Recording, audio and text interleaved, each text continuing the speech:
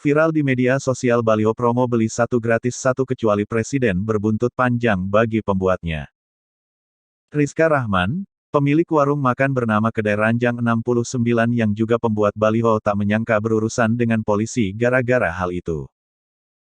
Ia didatangi polisi, Satpol PP, hingga petugas dari pemerintah desa di warungnya di Garut, Jawa Barat. Dalam foto baliho yang viral itu diketahui bertulisan, Merdeka Promo PPKM beli satu gratis satu kecuali presiden, di sampingnya terpampang foto Presiden Joko Widodo. Rizka mengaku tak lama setelah memasang baliho promosi tersebut sempat didatangi petugas dari kelurahan, Satpol PP, dan dimintai keterangan oleh polisi.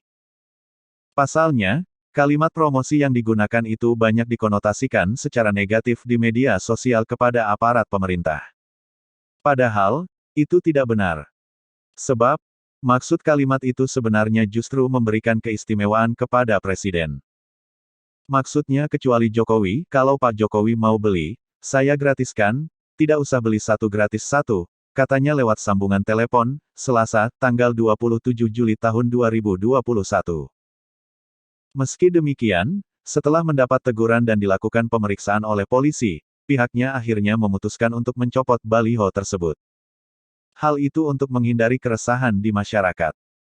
Penurunan baliho dilakukan sendiri tanpa paksaan karena ditakutkan meresahkan atau timbul statemen yang berbeda dari tujuan awal promosi, katanya. Saya juga minta maaf kepada masyarakat jika pemasangan spanduk kemarin meresahkan, tambahnya.